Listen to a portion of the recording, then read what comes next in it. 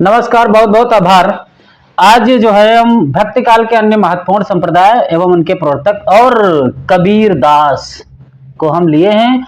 कबीर दास के बारे में याद रखना, रामचंद्र शुक्ल और रामस्वरूप चतुर्वेदी, हजारी प्रसाद द्विवेदी और बच्चन सिंह, रामचंद्र शुक्ल, सबके मत बेहतरीन तरीके से रखे हैं बाकायदा नोट से।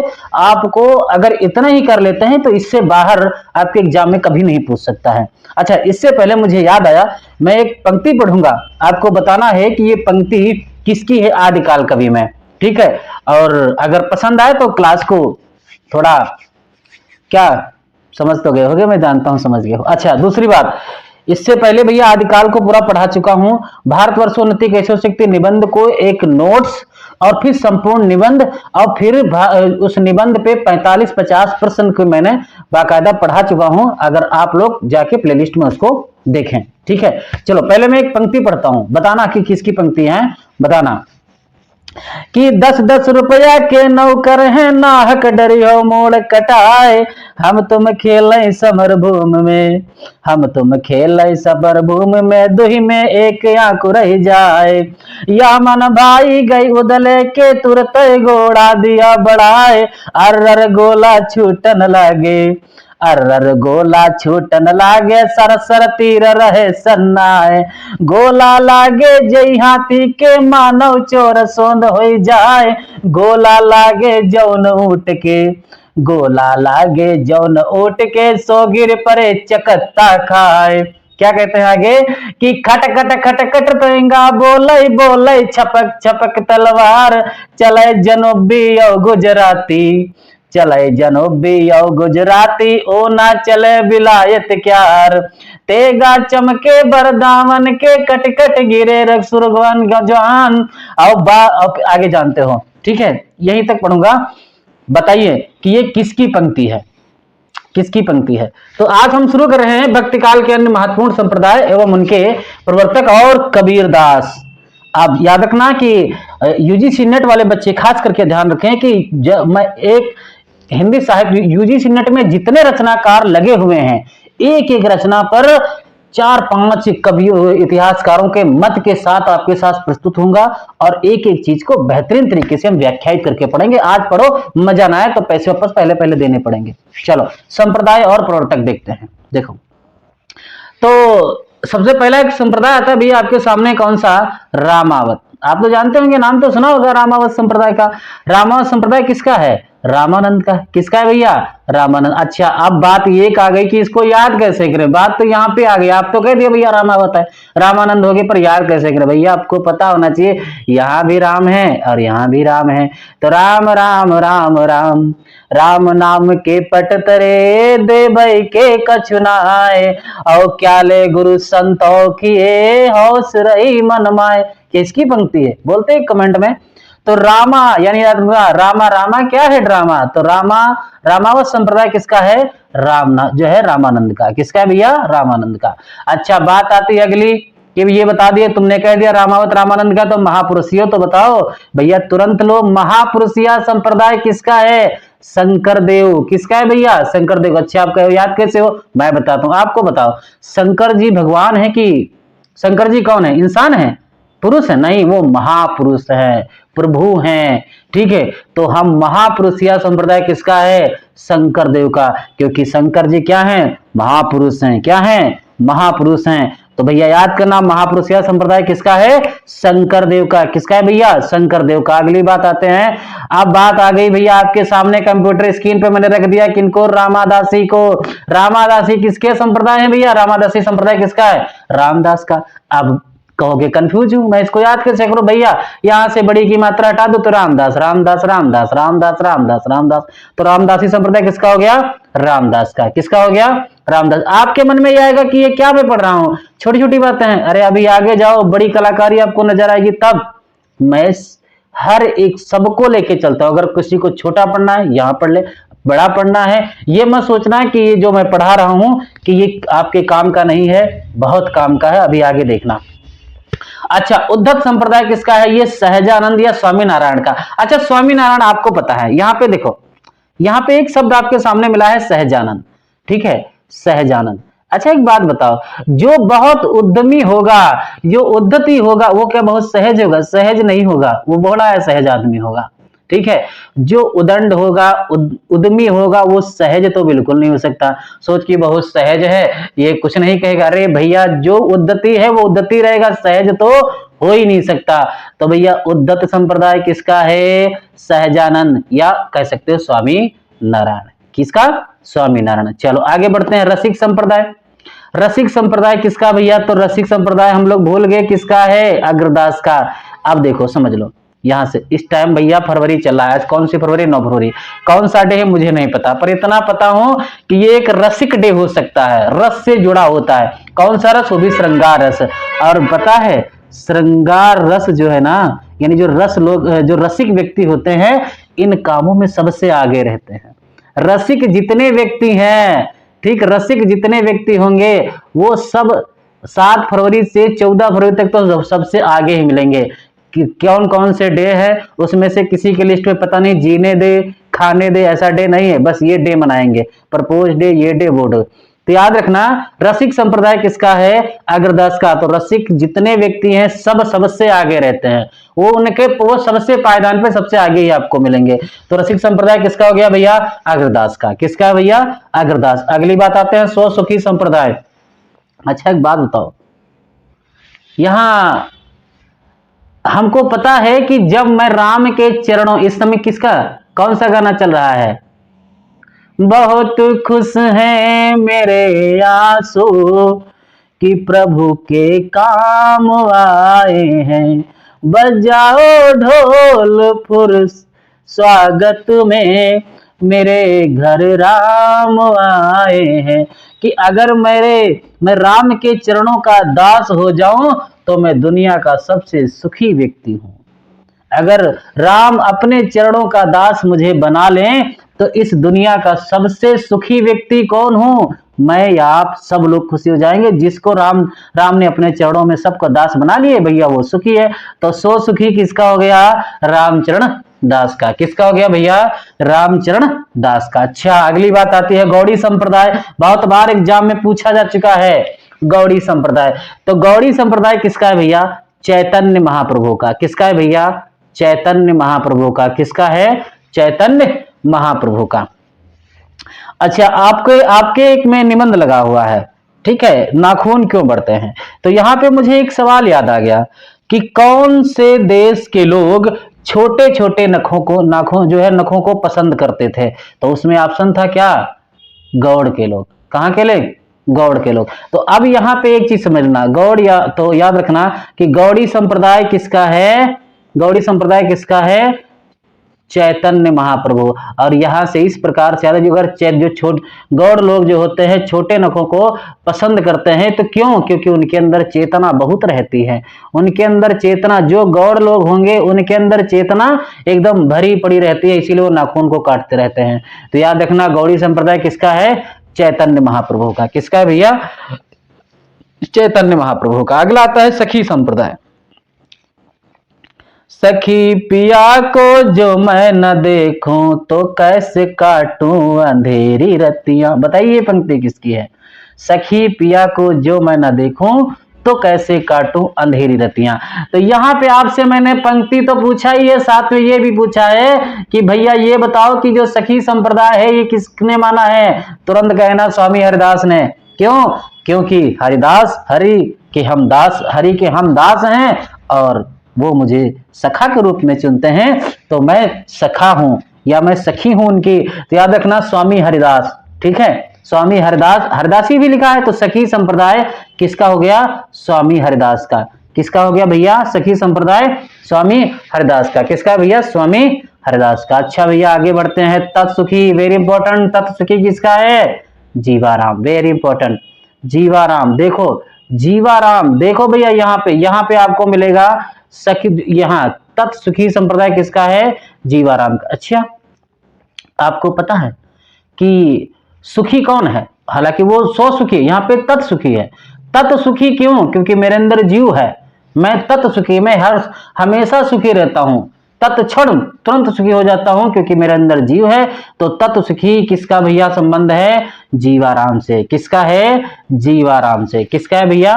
संबंध जीवाराम से। अगली बात आती है आपके सामने, कौन सा? राधा वल्लभ संप्रदाय। कौन सा? राधा। अब एक बात बताओ, राधा जो है, राधा मैया, कौन सी? राधा मैया। तो अब सबको पता है कि राधा किसी का अहित नहीं चाहती है। हमेशा राधा क्या करती हैं? हित ही करती। मेरे भौरा बाधा हरो, राधा नागर सोई, जातन की झाई परई, श्याम हरित दुति होय। कि उनके छाही परछाई पड़ने से, श्याम की परछाई पड़ने से हरित दुति हो। समझ रही हो? तो राधा, राधा किसी का अहित नहीं चाहती, वो सबका हित चाहती हैं। चाहते हैं कि चाहे तुम आओ, चाहे कोई भी कास्ट हो, हिंदू मुस्लिम सिख ईसाई, किसी का अहित नहीं चाहती हैं। तो राधा वल्लभ संप्रदाय किसका हो गया? हित हरिवंश का। किसका? हित हरिवंश। किसका? हित हरिवंश। बहुत अच्छी बात है, आगे बढ़ते हैं। महानुभाव, महानुभाव, महानुभाव चक्रधर। आपने कहानी महाभारत देखी होगी। चक्र को कौन धारण करता है? कृष्ण। कौन? कृष्ण। क्यों? क्योंकि उनके पर विपत्ति आई थी। उस महान अनुभव, महान महानुभाव किसको कह सकते हैं? श्री कृष्ण को, क्योंकि वो चक्रधर हैं। तो बहुत उनके अंदर महान अनुभव है कि कहां पे मुझे कैसा चक्र या कैसे बातें बोलनी है, क्योंकि बहुत महान अनुभवी आदमी है। कौन? चक्रधर। चक्रधर कौन है? श्याम। हालांकि यहाँ पे विष्णु नहीं मैं बता रहा हूं, आप सोचेंगे कि विष्णु के भी चक्रधर नहीं, पर वहां चक्र, सुदर्शन चक्र कौन निकालते हैं? कान्हा निकालते हैं। ठीक है, तो महानुभाव किसका हो गया? चक्रधर। किसका हो गया? चक्रधर। भैया भैया तुरंत याद करो कि महानुभाव किसका हो गया? चक्रधर का। किसका? चक्रधर का। अच्छा, अगली बात आते हैं भैया वारकरी संप्रदाय। देखो वारकरी संप्रदाय आपके कंप्यूटर स्क्रीन पर मैंने ले आया। देखो वारकरी संप्रदाय किसका है? पुंडलिक का। किसका है? पुंडलिक का। किसका है? पुंडलिक का। कौन सा? अच्छा, आपको पता होना चाहिए। देखो वारकरी से ऐसे याद करो, सोमवार, मंगलवार, बुधवार, बृहस्पतिवार, शनिवार। और किसी भी वार में अगर किसी प्रभु को जाओगे तो मीठा के साथ साथ क्या होना चाहिए? फूल, यानी पुष्प, यानी पुंड। पुंड, हालांकि मैं उसे जोड़ रहा हूं, होता नहीं है पुंड, वो नहीं होता, पर फूल क्या चलाओगे? पुंड, यानी पुष्प। याद रखना, पुष्प दंत और पुंड याद रखना, शिव सिंह सेंगर वाले। ठीक है, तो वारकरी संप्रदाय किसका है? ये पुंडलिक का है। किसका? पुंडलिक का है। किसका? पुंडलिक का। अच्छा, अगले आते हैं पर ब्रह्म संप्रदाय। पर ब्रह्म संप्रदाय भैया किसका हो गया? दादू दयाल का। किसका हो गया? परम ब्रह्म संप्रदाय। किसका हो गया? दादू दयाल। अच्छा, आपको पता है दादू जानते हो? दादा, दादाजी, दादाजी जानते हो? दादाजी, दादाजी किसको कहते हैं? पिताजी के पिता। ठीक है, और क्या होते हैं? पिताजी के पिता। याद रखना कि घर, कोई भी घर हो, कोई भी परिवार है, जिसके घर में दादाजी जिंदा हैं, वो घर बहुत परम ब्रह्म है, यानी उससे संपन्न परिवार कोई नहीं है। इसका मतलब बहुत सुखी परिवार है। तो दादू दयाल, दादा सबके क्या होते हैं? परम ब्रह्म, क्योंकि हमारे पिताजी के पिता हैं भैया वो, तो परम ब्रह्म है। तो याद रखना, परम ब्रह्म किसका संप्रदाय हो गया? दादू दयाल का। किसका संप्रदाय भैया लोग? दादू दयाल का। चलो आगे बढ़ते हैं। किसका? दादू दयाल का। तो परम ब्रह्म संप्रदाय किसका भैया? दादू दयाल। अच्छा, अगला संप्रदाय आता है आपके ध्यान संप्रदाय। अच्छा, एक बात बताओ, अभी मैं पढ़ा रहा हूं, अभी मैं आपको पढ़ा रहा हूं, अगर आप ध्यान नहीं करोगे तो आपको, आपके बुद्धि में कुछ फंसेगा? नहीं फंसेगा। कितना पढ़ लो, ध्यान करोगे तभी बुद्धि में फंसेगा। जितना ध्यान करोगे उतना बुद्धि में फंसेगा। बुद्धि आपकी तेज होगी, बुद्धि में आपके चीजें कंठस्थ होगी। तो ध्यान करने से ही बुद्ध, यहाँ पे बुद्ध है, मैंने बुद्धि बोल रहा हूं याद करने के लिए, ये मत समझना कि मैं गलत बोल रहा हूं। क्यों? क्योंकि मुझे याद कराना है, मुझे सिलेबस नहीं इतनी जल्दी पूरा कराना है। पर आपको कंठ, मेरी क्लास को 2 ही बार आपको देखना, मैं ज्यादा बार नहीं कहूंगा। एग्जाम हॉल में बैठ जाना, अगर वहां चलने ना लगे, ऐसे करो टिक टिक टिक, ये तो सब मुझे पढ़ा। आओ कंप्यूटर मोटर फोड़ के भेग बाहर खड़े होंगे, क्या करूं? इसमें तो सब आता है मुझे। ध्यान संप्रदाय किसका है? बुद्ध की बुद्धि। याद रखना, ध्यान करने से ही आपको बुद्धि बढ़ेगी। ठीक है, तो बुद्ध की बोध से। बहुत अच्छी बात है। अगला देखते हैं, कौन सा है? शास्ता पूजक संप्रदाय। देखो शास्ता पूजक संप्रदाय, शास्ता पूजक संप्रदाय। ठीक है, शास्ता पूजक संप्रदाय। अच्छा, एक पता है आपको, पूजा, यहाँ पे पूजक शब्द मिला है, तो पूजक से हम पूजा बना सकते हैं ना। आप मुझे कमेंट करके बताइए वो कौन सा पूजा है, वो कौन सा त्योहार या कुछ पूजा होता है जिसमें केले भी चढ़ते हैं, केले आम संतरे सारे फल चढ़ते हैं, तो वो कौन सा पूजा है? तो कहोगे कि मैं बताऊंगा, सोच के बताऊंगा। तो शायद पूजा वो सोचना कि वो शायद वो कौन सा पूजा है जिसमें केले चढ़ते हैं। तो शास्ता पूजक संप्रदाय याद करो, केले से केरल। कौन सा? केले से केरल। तो शास्ता पूजक संप्रदाय भैया किसका हो गया? केरल का। किसका हो गया भैया? केरल का। बहुत अच्छे, क्या बात है। आगे बढ़ते हैं। सहजिया, सहजिया, सहजिया बंगाल। कौन? सहजिया बंगाल। और याद रखना कि अगर आप ज्यादा जिंदगी में सहज रहे ना भैया, ज्यादा सहज रहे, थोड़ा कहां पे कड़वाहट लानी है जरूरी है। अगर आप ज्यादा सहज रहे भैया ना, तो याद रखना आप बंग जाओगे, टेढ़े चलने लगोगे, अपने रास्ते से भटक जाओगे। तो सहज ज्यादा नहीं चलना है, क्योंकि मुट्ठियों में नमक लिए फिरते हैं, अपने घाव नहीं दिखाना। ठीक है, तो याद रखना सहजिया संप्रदाय किसका है? सहजिया संप्रदाय कहां था? बंगाल में। कहां था? बंगाल में। कहां? बंगाल में। अगला संप्रदाय आता है भैया कौन सा? पंच सखा। कौन सा? पांच सखा। पंच सखा जानते हो किसे कहते हैं? पंच सखा, पांच सखा, पांच सखा कहते हैं। ठीक है, दूसरी बात मैं बताने जा रहा हूं। पांच सखा कौन थे? पांच दोस्त कौन थे? पांच भाई कौन थे? पांडव। कौन थे? पांडव। और जो पांडव थे ना, वो एक ही कंबल में ओढ़ के सो जाते थे। उनकी माता जी एक दिन कहे, जब क्या नाम है, अर्जुन की जो पत्नी है, जब उनको जीत के लेके गए, तो पूछते हैं उनकी अपनी माँ से पूछते हैं कि मैं कुछ जीत के लाया हूं, ठीक है, तो इसको कहाँ रखूं? तो कहें कि पांचों भाइयों में बांट के खा जाओ, मतलब पांचों भाई बांट लो। ठीक है, तो उनके घर में अगर एक ही कंबल होता तो सब एक पांचों के पांचों एक साथ ओढ़ के सो जाते थे। ओढ़ से उड़ीसा मैंने बोला है, वो बात नहीं मैंने रिलेट किया, याद करवाया। पंचसखा कहां से था? उड़ीसा से। कहां से था? उड़ीसा से। कहां से था भैया? उड़ीसा। ये एक बहुत बार एग्जामों में पूछा जा चुका है, आप लोग शायद भूल गए हैं। विश्नोई संप्रदाय बहुत बार पूछा जा चुका है, बहुत बार पूछा जा चुका है। अगर हमको याद कराना हो तो कैसे याद कराऊंगा? ये जीभ दिख रही है, जीभ, जीभ में, जीभ बताइए, विश्व में ऐसा कोई व्यक्ति नहीं है जो सबके, विश्व में ऐसा कोई व्यक्ति नहीं जिसके पास जीभ ना हो, क्योंकि जीभ नहीं होगा तो बोल नहीं पाएगा। तो विश्व में कोई व्यक्ति ऐसा नहीं जिसके पास जीभ ना हो। जीभ से जंभनाथ, और विश्व से विष्णुई, विश्व से विष्णुई हमने याद करा दिए। विष्णुई किसका है? जंबनाथ का। ठीक है, एक बार रिवीजन मार दे फटाफट। देखो कौन कौन था, मैंने बताया ना, रामावत रामानंद महापुरुषिया, शंकर देव रामदासी रामदास, उद्धत सहजानंद रसिक संप्रदाय अग्रदास, सो सखी रामचंद्रदास गौड़ी, चैतन्य महाप्रभु, सखी स्वामी हरिदास, तत्सुखी जीवाराम, राधा वल्लभ गोस्वामी, हित हरिवंश, महान भाव चक्रधर, वारकरी पुंडलिक, परम ब्रह्म दादू दयाल, अवध्यान बुद्ध की बोध से, शास्ता पूज्य, केरल सहजिया, बंगाल पंचसखा, उड़ीसा विष्णुई, जम्बनाथ। ठीक है, तो ये थे हमारे कुछ आपके सामने मैंने पेश किया है, जो दिल से पेश किया है। बस आप ध्यान से पढ़ते रहना। मैं ये नहीं चाहता हूं कि आप ये सोचें कि क्या पढ़ाया है। पेपर एक बार जरूर सॉल्व करना।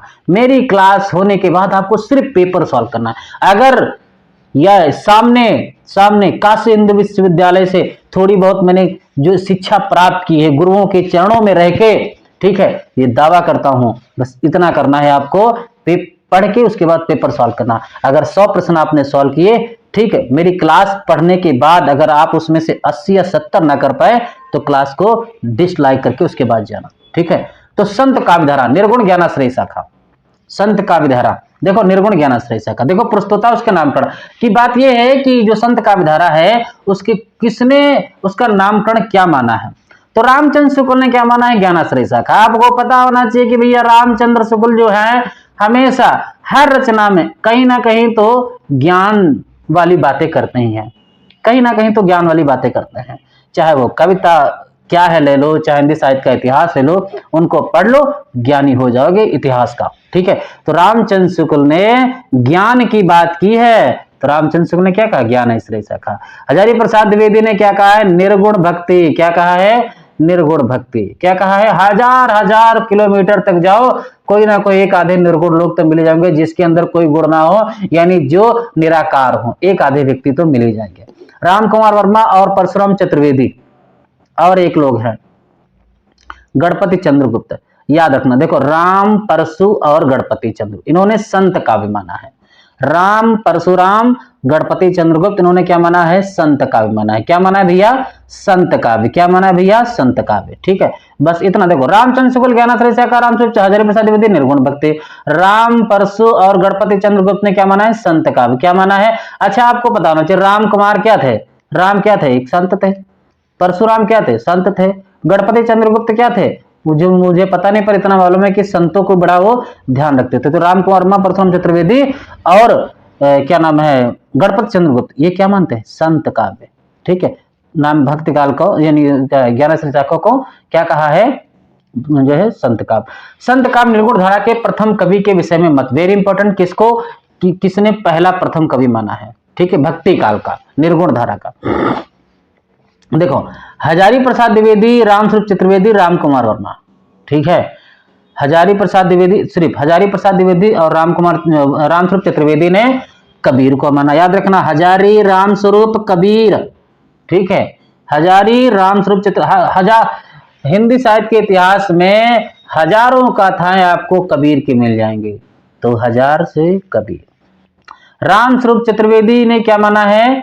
कबीर को। क्या माना है? कबीर ने। आपको पता होना चाहिए, बताइए रामस्वरूप चतुर्वेदी किसने माना है? कबीरदास को। और राम कुमार वर्मा, गणपति चंद्रगुप्त ने नामदेव। आपको पता होना कि राम नाम के पट तरे दे बै के कछु नाय, क्या लय गुरु राम नाम के पट तरे दे बै के कछु नाय, क्या लय गुरु संतो किए हौस रही मन माय। कि राम नाम की तुलना में मेरे पास देने का कुछ भी नहीं है, क्या लेकर मैं गुरु के पास जाऊं कि गुरु संतुष्ट हो जाए, कहें कि ठीक है बच्चा बहुत अच्छी सिलाए। तो राम नाम, राम कुमार ने क्या माना? नामदेव। गणपति चंद्रगुप्त ने क्या माना है? नामदेव। तो यहां गणपति चंद्रगुप्त ने नामदेव प्रथम कवि और वहां संत काव्य। बस इतना याद रखना है। अब हम पढ़ेंगे भैया कबीरदास को बेहतरीन तरीके से। ठीक है, बेहतरीन तरीके से कबीरदास को पढ़ने वाले हैं, बेहतरीन तरीके से। ठीक है, देखो मैं थोड़ा कहानी इनकी सुना देता हूं आपको, फिर उसके बाद चलते हैं। कबीरदास का जन्म 1398 में हुआ। ठीक है, अच्छी बात है। एक दिन की बात है कि दो लोग थे, नीरू और नीमा। ठीक है, तो जा रहे थे क्या नाम है, तांगा नहीं है तो तांगा, बैलगाड़ी, वो बैलगाड़ी दूसरी होती है, तांगा दूसरा होता है। ठीक है, उस पर बैठ के जा रहे थे। ठीक है, और ये काशी की बात है, काशी में लहरतारा भी है, याद रखना। ठीक है, लहरतारा स्टेडियम जहां पे अब वो होता है, क्या नाम है उसका, दौड़ कराई जाती है। ठीक, तो वहीं की बात है। तो जा रहे थे नीरू नीमा बैलगाड़ी में बैठ के। नीरू के जो है क्या नाम है, नीमा के जो उनकी पत्नी होती हैं, उनके प्यास लगती है, कहती हैं रुक जाओ मैं थोड़ा पानी पी लूं। तो तालाब में वो पानी पीने जैसे ही जाती हैं, तब तक के लिए उधर से देखते हैं क्या एक कमल के पत्ते पे लेटे लेटे कबीरदास जी उनको दिखाई पड़े। ठीक है, तो जब दिखाई पड़े तो उन्होंने देखा कि ये बड़ा प्यारा बच्चा है, इसको क्या किया ले लिया जाए। ठीक है, वो तो उठा लेती हैं। अब जैसे ही जो उनके पति जी होते हैं, ठीक है, वो कहते नहीं हम नहीं लेंगे, अभी मैं पहली बार शादी के पहली बार मैं ही घर जा रहा हूं। ठीक है, और लोग क्या सोचेंगे, मैं क्या जवाब दूंगा, तो इसको यहीं छोड़ दो। उनके पति नीरू ने कहा। तो कहा नहीं देखो बात यह कि उनकी नीमा ने कहा कि मैं तो भाई लेके जाऊंगा, मैं तो लेके जाऊंगी, कुछ भी हो जाए, जो कुछ होगा देखा जाएगा। ठीक है, तो भाई लेकर, क्या ठीक है तुम नहीं मानती हो तो चलो भाई लेके चलते। और आपको पता होना चाहिए पति कितना भी कुछ भी कह ले, पत्नी के आगे नहीं चलती। आपके साथ भी होता है, अगर होगा शादी होगी तो। ठीक है, हालांकि होगी ऐसा नहीं है। ठीक है, तो फिर नीरू लेकर गई, लेके दोनों लोग गए। वहां जब गए हैं तो पहले तो गांव वाले सब इकट्ठा हो गए और कहा कि ये कौन है, ये कौन है। तो फिर बताया, फिर पूछा नाम वाम कुछ रखा है इनका कि नहीं नाम रखा है। हाँ ठीक है, तो मौलवी पंडित जी आते हैं, मौलवी जी कुरान उठा के लेके आते हैं, कहते हैं इसमें नाम देखो। तो जब नाम देखते हैं तो कहते हैं कि कबीर अकबर, कबीर कोबरा और एक और नाम निकालते हैं वो, उसमें से वो नाम मुझे याद नहीं रहा, कबीर कोबरा कुछ और नाम निकालते हैं। कहते हैं ये कैसे हो सकता है, ये ऐसे नाम तुम्हारे इंसानों के दिए नहीं जाते हैं। ठीक, ये तो प्रभु के नाम है, भगवान के नाम है, ऐसा नाम तो अब सब भाई हलचल मच जाती है कि तो तुम देख लो, तुम थोड़ा बड़े पंडित हो, ठीक है, बड़े मुल्ला हो, बाबू हो, ठीक है, मौलवी साहब हो, तो वो भी देखते कहीं नहीं यही नाम निकल रहा है, बार बार यही नाम निकल रहा है। अच्छा, कहते हैं बात क्या है फिर, तब फिर तब तक उसमें से कहता कि ये भाई ये थोड़ा दूसरे टाइप का बच्चा है, इसको मत रखो, इसको मार दो, ये अधर्म है, ये धर्मी है, अधर्मी है, ऐसे ही सब बातें करके फिर कहा अच्छा ये बात है। तो नीरू ने उठाया और तलवार जैसे ही उठाया मारने चले हैं, तब तक के लिए कि कोई बड़े जो वहां के वो थे बड़े लोग, कोई बड़े व्यक्ति वो आ गए। ठीक, उन्होंने कहा क्यों मारने क्यों जा रहा हो, मारने क्यों जा रहे हो, ठीक है, कहने कि ये है वो है, कहना नहीं, अगर तुम प्रभु, अगर तुम अल्लाह के दरबार में धर्म का काम कर रहे हो तो ये कोई, अभी ये तो छोटा बच्चा है, इसको क्या मालूम है, ठीक है। फिर उनके कहने से बच्चा रुक जाता, धीरे धीरे कबीर बड़े हो जाते हैं, बड़े होते हैं तो आप सोचते हैं कि मैं, अब उनका मन अध्यात्म की तरफ, अध्यात्म कहने का मतलब वो अध्यात्म नहीं कि जप करें, ठीक है, नहीं, पर हाँ उनको समाज सुधारक के तौर पे देखा जाता है, ठीक है, कि हाँ क्या क्या काम किए हैं। अब उनको गुरु दक्षिणा तो लेनी ही थी। एक बार रामानंद से मिलने जाते हैं और रामानंद साफ मना कर देते हैं मिलने से, ठीक है। उनके चेले ने कहा कि वो दूसरी कास्ट, क्योंकि जुलाहा थे, सूत काटते थे, ठीक है, तो उन किसी से नहीं मिलेंगे, पर उनसे ये बताया कि ये ब्रह्म मुहूर्त में गंगा घाट पे जाते हैं, पंचगंगा घाट पे, ठीक है, तो वहीं पे सुबह सुबह की बात है, 4 बजे की समथिंग की बात है, और जाके कबीरदास सीढ़ियों पे सो जाते हैं, और जैसे ही निकलते हैं रामानंद जी, इनके गुरु थे, रामानंद जैसे निकलते हैं उनके पैर जैसे ही पैर उनके सर पे पड़ता है और तुरंत कहते हैं राम राम, कहे राम राम, बस यही राम शब्द लेके चल देते हैं। पर रामानंद के राम और कबीरदास के राम अलग अलग हैं। कहा है कि दशरथ सुत त्यों लोक बखाना, राम नाम का मर्म है आना, ठीक है, दशरथ सुत त्यों लोक बखाना, राम नाम का मर्म है आना, ठीक है। तो लेके फिर धीरे धीरे जो है कबीरदास बहुत प्रचलित होते हैं, पाथर पूजे हर मिले तो मैं पूजूं पहाड़, ठीक है, इसी प्रकार से होता है। अब क्या हुआ, इनके एक शिष्य भी होते हैं, उनका नाम क्या होता है, धर्मदास, क्या नाम होता है, धर्मदास, ठीक है। धर्मदास की थोड़ी अलग कहानी है, वो भी बाद में ऐसे नहीं इनके शिष्य बनते हैं, ठीक है। तो इतना लंबा मैं वीडियो बनाना नहीं चाहता हूं, कभी मौका मिलेगा तो कबीरदास पे एक्स्ट्रा बनाऊंगा, ठीक है। अब लास्ट में क्या होगा कि लोग कहते थे कि मगहर में मरने से मोक्ष की प्राप्ति नहीं होती है, काशी में मरने से होती है, ठीक है। पर क्या होता है, कबीरदास मगहर में ही जाते हैं, पर अब वहां जैसे ही लेट रहते हैं तो आज इनके जो इनके शिष्य मुसलमान क्या नाम चाहने वाले जो थे, हिंदू भी थे मुसलमान भी थे, दोनों लोग थे, दोनों में बहुत झगड़ा होता है कि को हिंदू कहते थे मैं जो है क्या नाम है लाश को जलाऊंगा, और वो कहते थे मैं दफनाऊंगा, ठीक है। इसी प्रकार से कोई आता है लाश तक के लिए चला जाता है और फूल वहां पर रख देता है, फिर गुलाब जो फूल दोनों लोग आपस में बांट लेते हैं, हिंदू जलाते हैं और मुसलमान दफनाते हैं। ये कुछ कहानी थी, छोटी मोटी कहानी। अब हम कबीरदास के बारे में अब सबके अलग अलग दृष्टिकोण से पढ़ेंगे कि रामचंद्र शुक्ल ने क्या कहा है, बच्चन सिंह ने क्या कहा है, रामसूत्र चतुर्वेदी ने क्या कहा है, हजारी प्रसाद द्विवेदी ने क्या कहा है, ये देखो। तो भाई हम देखते हैं जन्म इनका कब हुआ था, 1398, मृत्यु 1518। कोई मुझे ये बताए कि कौन वो व्यक्ति है जिसने 3 शताब्दियां देखी थी, तो कबीरदास ही थे, और भी एक हैं, ठीक है, पर कबीरदास भी 3 शताब्दियां देखते हैं। कैसे, 1398 ये 14वीं शताब्दी देख रहे हैं, फिर 1500 तो पूरी जीते हैं, दूसरी 18 में मरते हैं, 1518 में, यानी तीसरी शताब्दी। तो जन्म कब हुआ, 1398 में, कहां हुआ था, स्थान काशी लहरतारा तालाब में। मृत्यु कब हुई है, 1518 में, और कहां, मगहर में। माता पिता का नाम नीरू और नीमा। पुत्र पुत्री का नाम क्या था भैया, पुत्र पुत्री का नाम क्या था भैया, आप लोग बताएं जरा, पुत्र पुत्री का नाम। देखो पुत्र पुत्री, एक थे कमाल, एक थे कमाली, पर कमाल की बात यह है कि कमाल पूत कपूत तो क्यों धन संचय, पूत सपूत तो क्यों धन संचय, वो वाली बात हो गई, ठीक है। जितना नाम कबीरदास ने कमाया उतना नाम डुबोने में कमाल ने कोई कसर नहीं छोड़ी। अच्छा, इनकी पत्नी का नाम क्या था, आप लोग जानते हैं इनकी पत्नी का नाम, इनकी पत्नी का नाम था भैया लोई। क्या नाम था, लुई, इनकी भी एक अलग कहानी है पत्नी की। इनके गुरु कौन थे? रामानंद। कौन थे? रामानंद। तो भैया जन्म 1398 कहाँ? काशी। मृत्यु 1518 में कहाँ? मगार में। माता पिता निरुनिमा पुत्र पुत्री कमाल कमाल पत्नी लोई, गुरु रामानंद। ठीक है, ये थे। चलो अगली बात देखते हैं क्या है। अगले देखते हैं क्या है भैया, देखो अगली क्या है, यहां देखो अगले देखते हैं क्या है, यहां बुलाते थोड़ा। हाँ अब देखो समझो, कबीर की जो वाणी का संग्रह है, कबीर की जो वाणी का संग्रह है, धर्मदास इनके शिष्य थे, याद रखना। इनके शिष्य क्या नाम था? धर्मदास। धर्मदास धन्ना पीपा ये सब लोग थे।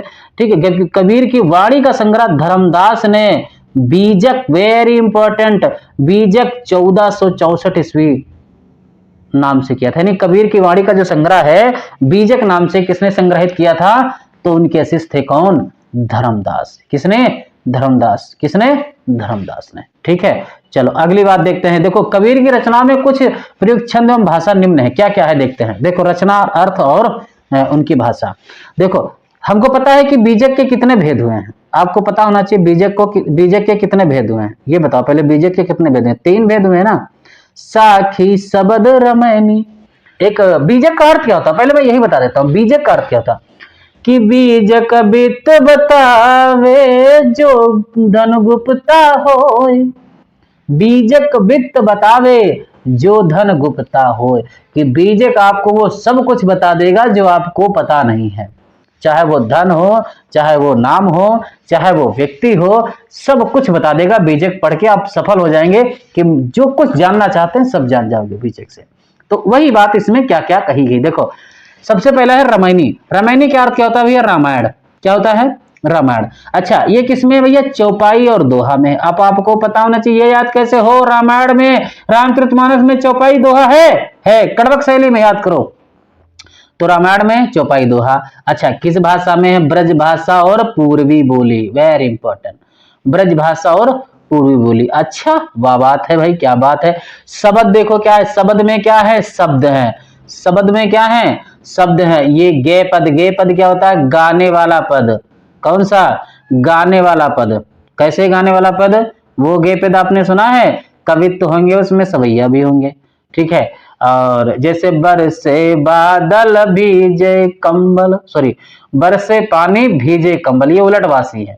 ठीक है, इन्हीं की तो गे पद हैं। और ये ब्रज भाषा और पूर्वी बोली, यानी याद रखना कि रामायणी और शब्द क्या है? इनकी भाषा ब्रज भाषा पूर्वी बोली है। और जो साखी है, साखी, साखी का अर्थ क्या होता है? साक्षी। साक्षी मतलब साक्ष्य, साक्ष्य मतलब जो प्रस्तुत, जो सामने हो, जो साक्ष्य प्रस्तुत करे वही है साक्षी। ठीक है, तो साखी आपको बताती है आपके सामने। कब लिखते हैं? कौन से? एक पंक्ति लिखते हैं, कौन से? कि तू कहता है कागज, मैं कहता हूं आखिन देखी, तू कहता है कागज लेखी। मैं कहता हूं आखिन देखी, तू कहता कागज की लेखी। कि तू तो कहता है कागज, यानी जो किताबों में, किताबों का ज्ञान छौंक रहा है मेरे सामने, पर मेरा तो खुद का अनुभव है, मैंने खुद जिया है, खुद जिया है। तो यही बात है साखी साक्षी।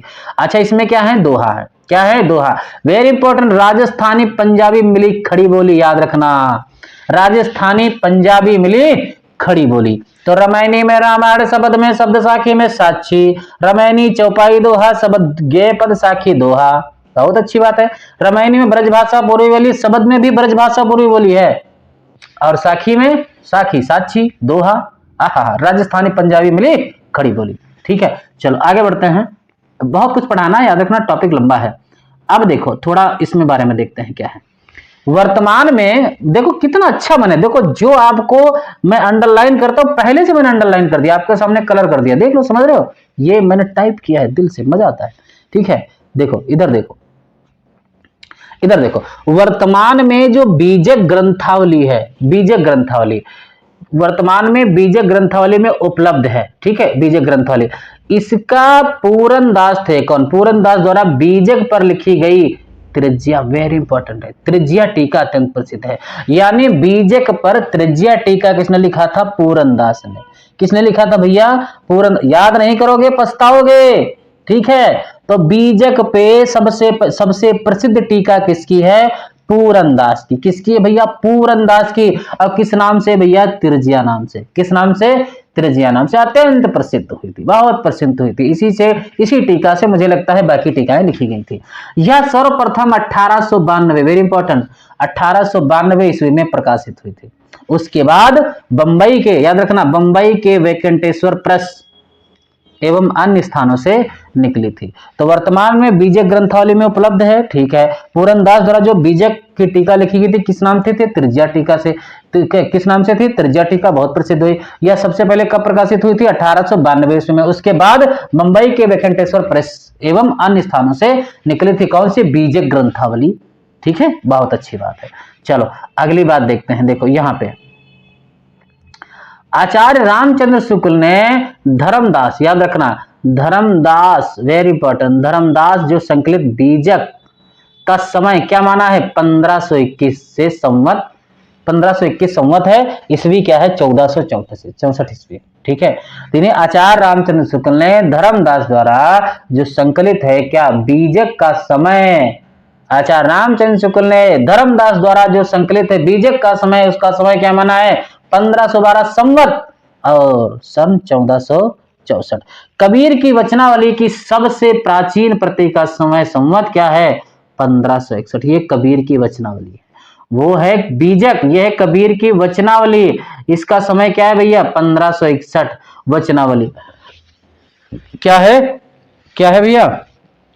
1561 वचनावली। ठीक है। यानी आचार्य रामचंद्र शुक्ल ने जो धर्मदास द्वारा जो संकलित कौन सा है बीजक का समय क्या माना है? 1561 से। ठीक है, यानी संवत और 1464। मगर कबीर की जो वचनावली की जो सबसे प्राचीन प्रति जो मिलती है वो कब मिलती है? 1561 1504 में माना है। ठीक है, वेरी इंपॉर्टेंट बात। अगली बात देखते हैं। देखो कितना अच्छा मैंने आपके सामने रख दिया है कि श्याम सुंदर दास ने कबीर ग्रंथावली का और अयोध्या सिंह उपाध्याय हरिओद ने कबीर वचनावली का संपादन किया। आपसे पूछा जाएगा कि कबीर ग्रंथावली का संपादन किसने किया? श्याम सुंदर दास ने। कबीर वचनावली का संपादन हरिओद ने। किसने? अयोध्या सिंह उपाध्याय हरिओद ने। अयोध्या सिंह उपाध्याय हरिओद ने किसका संपादन किया था? कबीर वचनावली। और कबीर ग्रंथावली का संपादन श्याम सुंदर दास। किसने किया है? श्याम सुंदर दास ने। अच्छा अगली बात देखते हैं थोड़ा। कबीर बानी का सबसे पुराना साक्ष्य कहाँ मिलता है? कहाँ? गुरु ग्रंथ साहब। गुरु ग्रंथ साहब, आदि गुरु ग्रंथ साहब, यानी कौन? कौन थे वो? गुरु नानक। ठीक है, वहां जो 10 गुरु सिख हुए हैं वहां से। तो कबीर बानी का सबसे पुराना साक्ष्य, भाई सबसे पुराना साक्ष्य कहाँ मिलता है? गुरु ग्रंथ साहब में। कहाँ मिलता है भैया? गुरु ग्रंथ साहब में। कहाँ मिलता है भैया? गुरु ग्रंथ साहब में। अगली बात देखते हैं। जो आईने अकबरी यानी जो अबुल फजल ने लिखी थी, में कबीर को मुवाहिद, याद रखना, ये कितनी अच्छी बात मैंने लिख दी है कि आईने अकबरी, याद रखना, वेरी इंपॉर्टेंट, आईने अकबरी जिसकी किसकी? अबुल फजल की है, उसमें कबीर को मुवाहिद यानी अर्थात एकेश्वरवादी कहा है। आपसे पूछा जाएगा कि कबीर को एकेश्वरवादी किसने कहा था? अबुल फजल ने। किसमें? आईने अकबरी में। किसमें? आईने अकबरी में कबीर को एकेश्वरवादी किसने कहा था? अबुल फजल ने। किसने कहा था? अबुल फजल। अबुल फजल किसने कहा था भैया? अबुल फजल ने। अगली बात आते हैं। देखो अभी मैंने रामचंद्र शुक्ल के अनुसार तो रखा ही नहीं, अभी तो बहुत लंबा वीडियो जाएगा, ये लगभग में 1.25 घंटे का जाएगा। कबीर की जन्म तिथि याद रखना, कबीर की जन्म तिथि जो है कबीर चरित्र बोध, ये आपको सामने दिख रहा है, कबीर चरित्र बोध, वेरी इंपॉर्टेंट। कबीर चरित्र बोध में इस प्रकार दी गई, क्या दी गई है? क्या दी गई है कि संवत 1455, संवत 1455 विक्रमी जेठ सुदी पूर्णिमा। फिर क्या है? सोमवार के दिन सत्य पुरुष का तेज काशी के लहर तालाब में उतरा। ठीक है, संवत 1455 विक्रमी जेठ सुदी, सदी नहीं है, सुदी है, पूर्णिमा, सोमवार के दिन सत्य पुरुष का तेज काशी के लहर तालाब में उग्र उतरा। याद रखना, ये किसमें? कबीर चरित्र बोध में ये बात दी गई, संवत 1455। ठीक है, याद रखना, बहुत अच्छी बात है। और अगला देखते हैं। उस समय पृथ्वी और आकाश प्रकाशित हो रहा था। याद रखना, जब इनका तालाब मिले थे तो उस समय जो पृथ्वी और आकाश क्या था? प्रकाशित हो गया था। क्या बात कही है। अच्छा, इंपॉर्टेंट है, कबीर दास के उत्तराधिकारी कौन थे? कमाल और धर्मदास, पर सबसे ज्यादा धर्मदास को माना जाता है। कबीर के उत्तराधिकारी कौन थे? कमाल और धर्मदास थे। कबीर के काव्य में ब्रज भाषा के साथ साथ कहीं कहीं पूर्वी बोली का भी व्यवहार है। इस बात को याद रखना, ये कोई बात इंपॉर्टेंट नहीं है, पर हाँ याद रखना ब्रज भाषा के साथ साथ क्या क्या मिला है भैया? थोड़ा पूर्वी बोली भी मिली है। ब्रज भाषा के साथ साथ क्या मिला है? पूर्वी बोली भी मिली है। अगली बात, श्याम सुंदर दास, देखो श्याम सुंदर दास ने रहस्यवादी कवियों में कबीर को पहले स्थान पर रखा। क्या बात कह दी। श्याम सुंदर दास ने रहस्यवादी कवियों में कबीर को सबसे पहले स्थान दिया। किसने? श्याम सुंदर दास ने रहस्यवादी कवियों में कबीर को सबसे पहला स्थान दिया है, रहा श्याम सुंदर दास ने। ठीक है, अगर आपसे पूछा जाएगा कि भैया ये बताओ मुझे रहस्य कबीर को रहस्यवादियों में सबसे पहले स्थान पे किसने रखा, कहोगे ये इतनी सुंदर बात मुझे नहीं पता क्या? श्याम सुंदर दास ने। ठीक है, बहुत अच्छी बात। यहाँ पे मैंने देखो लिख दिया है, कबीर के राम रामानंद के राम से भिन्न थे, तो इसीलिए उन्होंने कहा है कौन सा? दशरथ सुतों लोक बखाना, राम नाम का मर्म है आना। ठीक है, फिर कहते हैं कबीर द्वारा विभिन्न दार्शनिक आधारों से ग्रहित सिद्धांत। ये कुछ सिद्धांत है उनके, भी देख लिया जाए थोड़ा। देखो वेदांत उन्होंने कहां से लिया है? ज्ञानवाद से। कहां से? वेदांत कहां से लिया है? ज्ञानवाद। ठीक है, ग्रहित सिद्धांत यानी जो इनका वेदांत है, जो दार्शनिक है, इनका जो दर्शन है वेदांत, वो कहां से लिया है? ज्ञानवाद से। तो आपको पता है वेद में क्या है? सबसे ज्यादा ज्ञान की बातें कहां मिलेंगी? वेद में। कहां मिलेंगी? वेद में। बहुत अच्छी बात। अच्छा, सूफी कहां से लिया है? प्रेमवाद या भावात्मक। आपको पता होना चाहिए सूफी कवि कौन थे? जायसी ने क्या लिखा? पद्मावत कैसा है? प्रेम काव्य है। क्या है? प्रेम काव्य है। बहुत ही कितनी अच्छी बात है, इसमें याद करने की क्या बात होगी? सूफी में सबसे ज्यादा क्या? सूफी सिद्धांत में क्या है? प्रेम ही तो है, तो याद रखना भावात्मक रहस्यवाद। अच्छा, वैष्णव कहां से लिया? अहिंसा प्रपत्यवाद। कहां से? अहिंसा व प्रपत्यवाद। अगला सिद्धनाथ कहां से लेते हैं? सिद्धनाथ से जात पात धर्म भेद व हठ योग। हठ, हा मतलब सूर्य, ठा मतलब चंद्रमा और सूर्य के योग से ही तो हठ योग का प्रयोग जो है प्रयोग हुआ। तो सिद्ध और नाथों से क्या लिया उन्होंने? हठ योग, जात पात धर्म भेद। ठीक है, चलो इंपॉर्टेंट। इस्लाम क्या है? एकेश्वरवाद। ठीक है, एकेश्वरवाद कर लेना, यहाँ पे रानी है एकेश्वरवाद इस्लाम से। अब देखो यहां से देखो, अभी नहीं, अब यहां से रामचंद्र शुक्ल आने वाले हैं। अभी यहां तक महत्वपूर्ण बातें थी।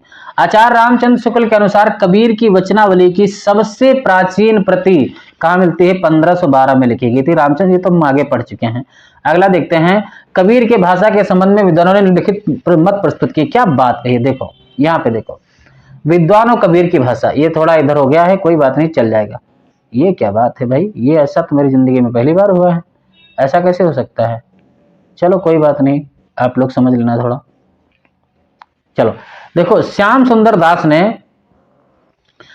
सुंदर दास ने इनकी भाषा को क्या कहा है? पंचमेल खिचड़ी। अच्छा ये बताओ, अगर 5 मेल की खिचड़ी बने, आलू मटर टमाटर और क्या उसमें थोड़ा पालक डाल लो, मेरे हिसाब से अच्छी लगती है। गोभी कितनी हो गई? 5 नहीं हुई? आलू मटर टमाटर और पालक, और उसमें क्या थोड़ा आप लोग कमेंट करके बताइए कौन सा एक 5 वाले लें। अच्छा कुछ ले लो, गोभी, हाँ गोभी ले लो। अगर नहीं तो 5 मेल की अगर खिचड़ी बनेगी तो खाने में कैसी लगेगी? खराब लगेगी? सुंदर लगेगी? बहुत सुंदर लगेगी। तो भैया 5 मेल की खिचड़ी बनाओगे तो बड़ी सुंदर लगेगी। तो श्याम सुंदर दास ने क्या कहा है? पंचमेल खिचड़ी। क्या कहा है? पंचमेल खिचड़ी। रामचंद्र शुक्ल ने इनकी भाषा को क्या कहा? सधुक्कड़ी। क्या कहा है? सधुक्कड़ी कैसे याद करोगे? आपको पता है रामचंद्र यानी सिया रामचंद्र जी, रामचंद्र जब वनवास जाते हैं, ठीक है, तो उनके पास कुछ नहीं होता, जैसे साधु जा रहे होते हैं, न राजकुमार के भेष में, नहीं साधु के भेष में जाते हैं। तो रामचंद्र जी साधु के भेष में जाते हैं, तो इससे भाषा इनकी कौन सी हो गई? सधुक्कड़ी भाषा। चलो, हजारी प्रसाद द्विवेदी भाषा के डिक्टेटर, बहुत इंपॉर्टेंट है। हजारी प्रसाद द्विवेदी ने ये बहुत बार पूछा भी जा चुका है।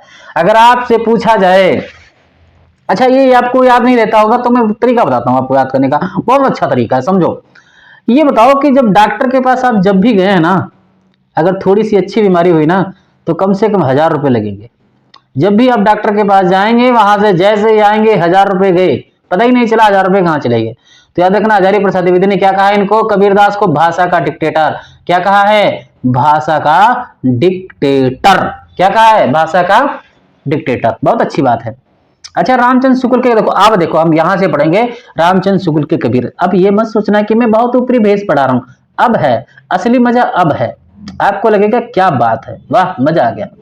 अभी रामचंद्र शुक्ल, रामस्वरूप चतुर्वेदी, बच्चन सिंह, सबके अगर सही में एग्जाम आप निकालना चाहते हो तो बेहतरीन तरीके से तैयारी करो, शॉर्टकट तरीका कोई नहीं है। अब एग्जाम का लेवल बढ़ गया है, इस बात को याद रखना।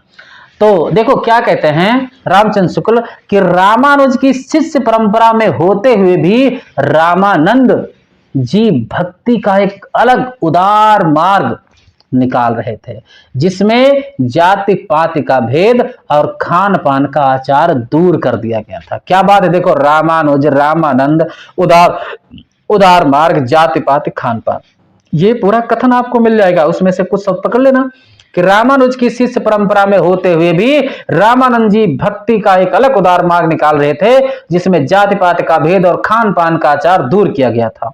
रामचंद्र शुक्ल कह रहे हैं किसके बारे में, कबीरदास के बारे में। बहुत अच्छा, इसमें कोई संदेह नहीं है, इसमें कोई संदेह नहीं कि कबीर को राम नाम रामानंद जी से ही प्राप्त हुआ, पर आगे चलकर कबीर के राम रामानंद के राम से भिन्न हो गए। कौन कह रहा है, रामचंद्र शुक्ल कह रहे हैं। किसके बारे में, कबीरदास के बारे में।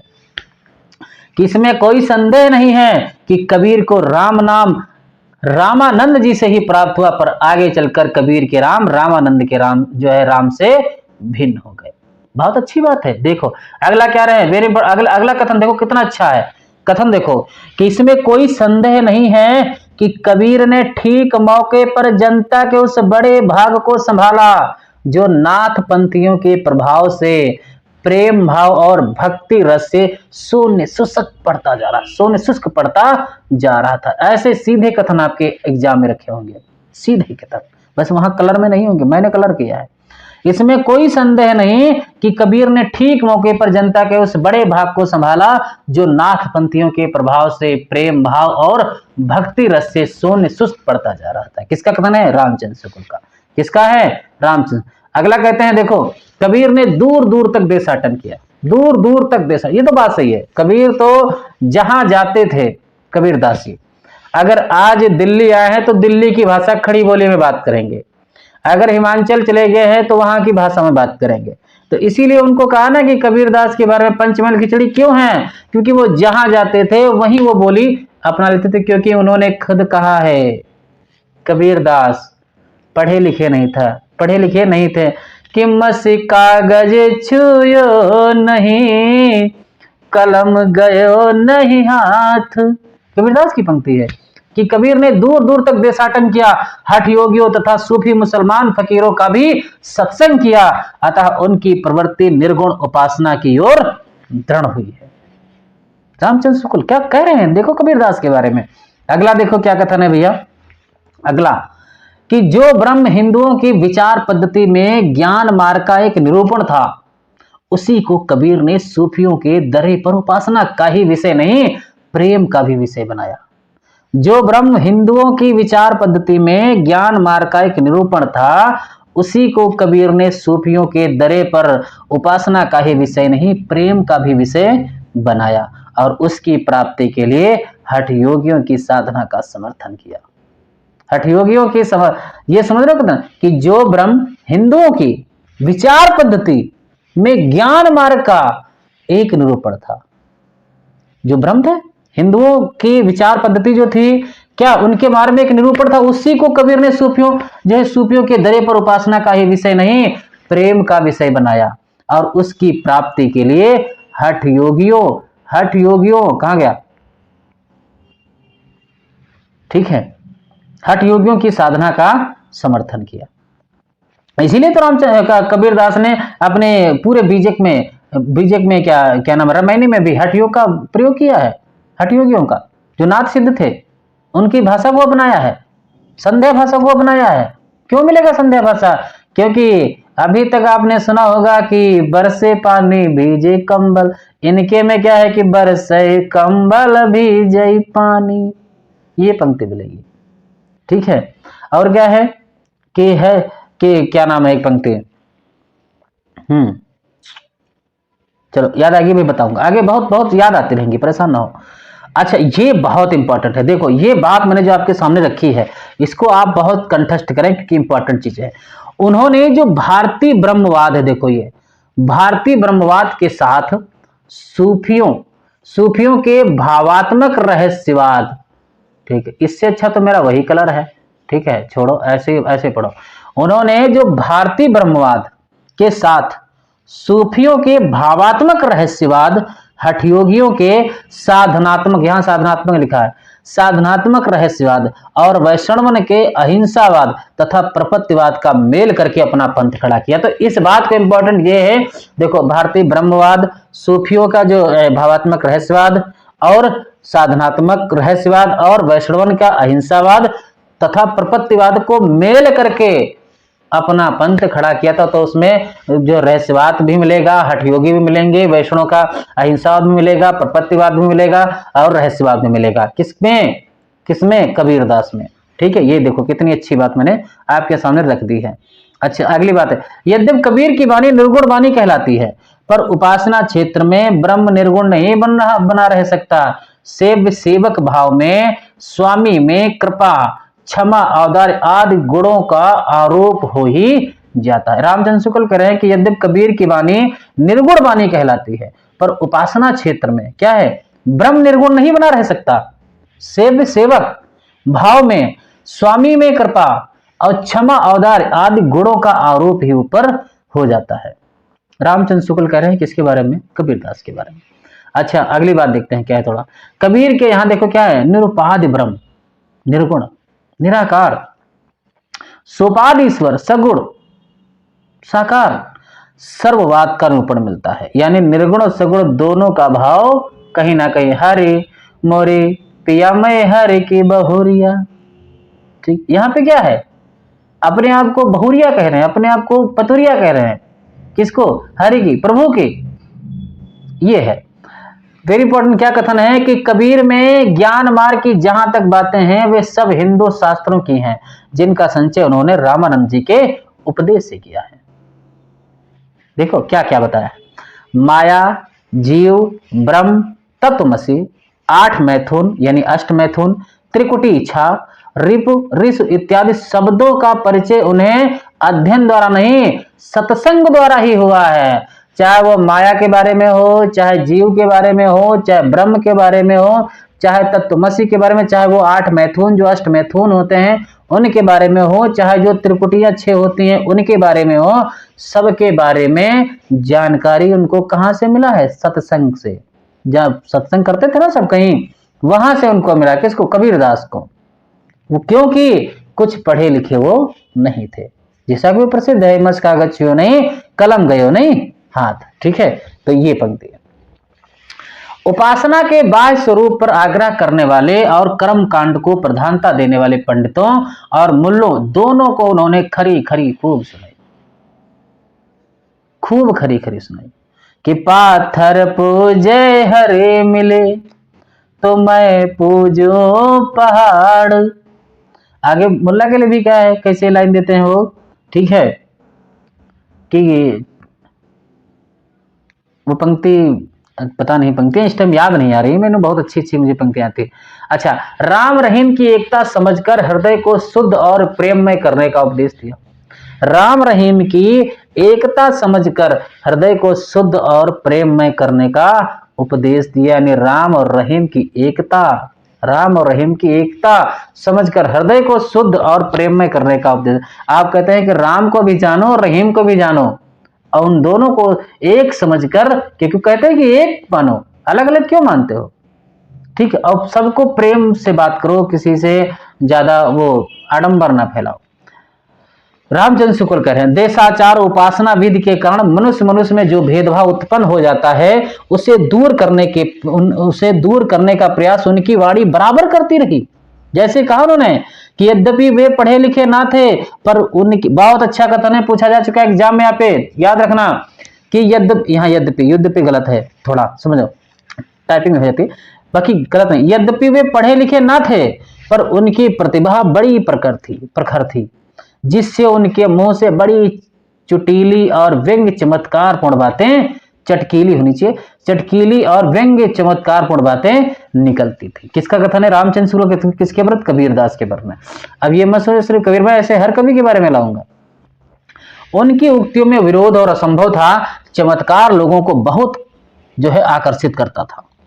ठीक है, चलो अगले देखते हैं क्या बात कही है कि अनेक प्रकार के रूपकों और अन्योक्तियों, यहाँ पे अन्योक्तियां लिखा, ये कलर नहीं करना चाहिए, खराब कलर लग रहा है, अन्योक्तियां लिखा। ठीक है, अन्योक्तियों द्वारा ही इन्होंने ज्ञान की बातें कही जो नई न होने पर भी वाग वैचित्र के कारण अनपढ़ लोगों को चकित किया करती थी।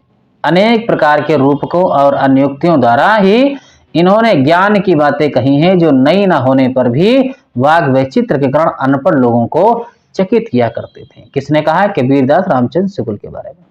अगला कथन देखो क्या है? अनूठी अन्योक्तियां द्वारा ईश्वर प्रेम की व्यंजना सूफियों में बहुत प्रचलित थी।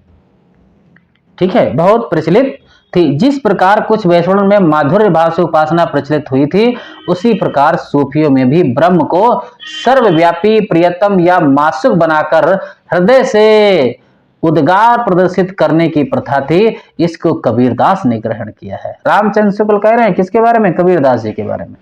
अब देखो यहाँ पे कथन, ये कितना अच्छा कथन है कि कबीर अपने श्रोताओं पर यह अच्छी तरह भाषित करना चाहते थे कि हमने ब्रह्म का साक्षात्कार कर लिया है। इसी से वे प्रभाव डालने के लिए बड़ी लंबी चौड़ी गौरोक्तियां भी कभी कभी कहते थे। बहुत बहुत लंबी चौड़ी कथन समझो कि कबीर अपने श्रोताओं पर यह अच्छी तरह भाषित करना चाहते थे कि हमने ब्रह्म का साक्षात्कार कर लिया है। हमने ब्रह्म का साक्षात्कार कर लिया है। ठीक है, हमने ब्रह्म का साक्षात्कार कर लिया है। ठीक है, इसी से प्रभाव डालने के लिए बड़ी लंबी चौड़ी गौरोक्तियां भी कभी कभी कहते थे। कौन? कबीरदास के बारे में। कौन कह रहे? रामचंद्र शुक्ल कह रहे हैं। यह बहुत अच्छा कथन है, पूछा जा चुका है एक बार एग्जाम में कि भाषा बहुत परिष्कृत और परिमार्जित ना होने पर भी कबीर की उक्तियों में कहीं कहीं विलक्षण प्रभाव और चमत्कार है। प्रतिभा उनमें बड़ी प्रखर थी, इसमें संदेह नहीं। ये कबीरदास के जो कथन है ना, बहुत अच्छा लगता है कि भाषा बहुत परिष्कृत और परिमार्जित ना होने पर भी कबीर की उक्तियों में कहीं कहीं विलक्षण प्रभाव और चमत्कार है। प्रतिभा उनमें बड़ी प्रखर थी, इसमें कोई संदेह ही नहीं। अगर आपको कभी भी इतना याद रखना, 90 में 80% ये बात कह सकता हूं कि अगर कोई कथन में इसमें संदेह नहीं मिल जाए तो 80% कथन वो रामचंद्र शुक्ल का हो सकता है। मैंने बहुत बार देखी है, बहुत बार ऐसा कथन में पाया है। ठीक है, अगला कहते हैं कि इसमें कोई संदेह नहीं कि कबीर ने, बहुत अच्छा कथन है कि इसमें कोई संदेह नहीं कि कबीर ने ठीक मौके पर जनता के उस बड़े भूभाग को संभाला जो नाथ पंथियों के प्रभाव से प्रेम भाव और भक्ति रस से शून्य और शुष्क पड़ता जा रहा था। पढ़ चुके हो कथन आप? उनके द्वारा यह बहुत ही आवश्यक कार्य हुआ। इसके साथ ही मनुष्यत्व की सामान्य भावना को आगे करके निम्न श्रेणी की जनता में उन्होंने आत्मगौरव का भाव जगाया और भक्ति के ऊंचे से ऊंचे सोपान की ओर बढ़ने के लिए बढ़ावा दिया। रामचंद्र शुक्ल कह रहे हैं बच्चे किसके बारे में? कबीरदास के बारे में। अगली बात कहा इन्होंने तुरंत की कबीरदास ने नाथपंथी, ऐसा नहीं आप सोच रहे कि सब उठा लिया, मैंने सब नहीं लिया, सिर्फ उनकी इंपॉर्टेंट बातें ली हैं। और जितने कथन हैं कभी ना कभी आपके एग्जाम में पूछे जा चुके हैं या फिर पूछे जाएंगे। कबीरदास ने नाथपंथी जोगियों की कई बातें ग्रहण की। क्या क्या ग्रहण किया? देखो, जैसे देखो मैं बताता हूं। देखो यहां पे देखो, एक मिनट। हाँ, आप समझो। कबीरदास ने नाथपंथी, देखो नाथपंथियों की कई बातें ग्रहण की। जैसे नाथपंथियों ने भेदभाव को निर्दिष्ट करने वाले उपासना के बाहरी विधानों को अलग रखकर अंत साधना पर जोर दिया। ठीक है, नाथपंथियों ने भेदभाव को निर्देशित किया करने वाले जो उपासना के बाहरी विधानों को अलग रखकर अंत साधना पर जोर दिया।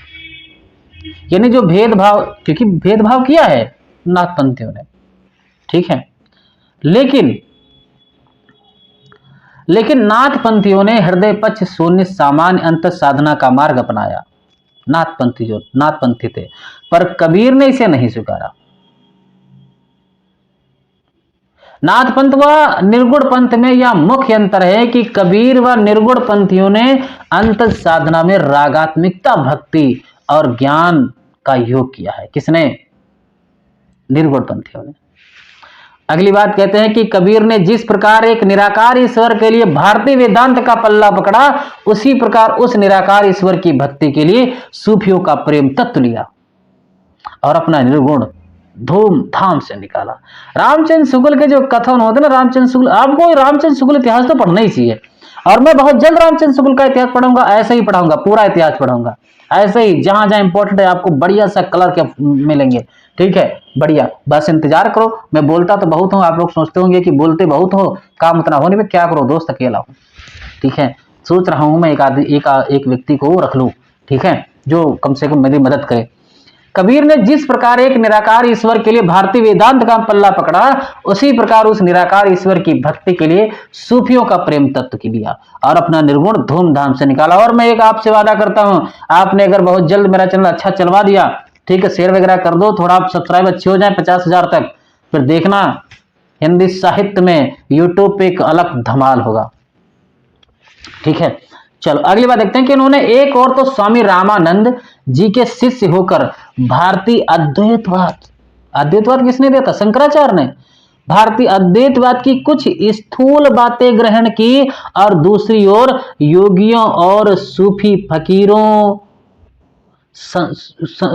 के संस्कार प्राप्त किए। कबीरदास वैष्णव से उन्होंने अहिंसावाद और प्रपत्तिवाद लिए। इसी से उनके तथा निर्गुणवाद वाले दूसरे संतों के वचनों में कहीं भारतीय अद्वैतवाद की झलक मिलती है,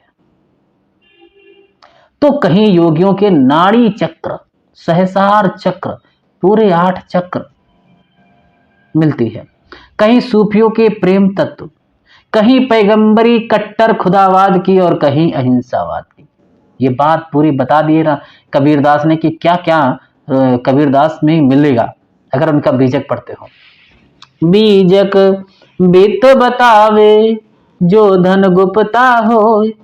अगली बात, तात्विकता से ना तो हम इन्हें, बहुत अच्छा कथन है कि तात्विकता से ना तो हम इन्हें पूरे अद्वैतवादी कह सकते हैं और ना एकेश्वरवादी, दोनों का मिला जुला भाव इनकी वाणी में मिलता है।